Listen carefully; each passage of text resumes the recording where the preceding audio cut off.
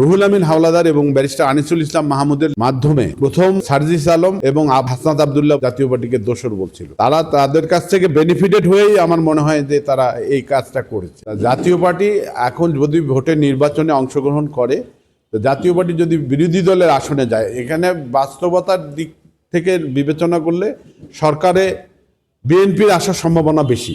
এটা সবাই জানে, সবাই বলবে যে বিএনপির আসার সম্ভাবনা বেশি। তো জাতীয় পার্টি বিরোধী দলের ভূমিকায় অবতীর্ণ হবে। সেই কারণে জাতীয় পার্টিকে, যাতে বিরোধী দলের আসনে জাতীয় পার্টি না যেতে পারে, সেই কারণে জাতীয় পার্টিকে কোণঠাসা করার জন্য একটা আমাদের রুহুল আমিন হাওলাদার এবং ব্যারিস্টার আনিসুল ইসলাম মাহমুদের মাধ্যমে আমার প্রথম সার্জিস আলম এবং হাসনাত আব্দুল্লাহ জাতীয় পার্টিকে দোষর বলছিল। তারা তাদের কাছ থেকে বেনিফিটেড হয়েই আমার মনে হয় যে তারা এই কাজটা করেছে। আসলে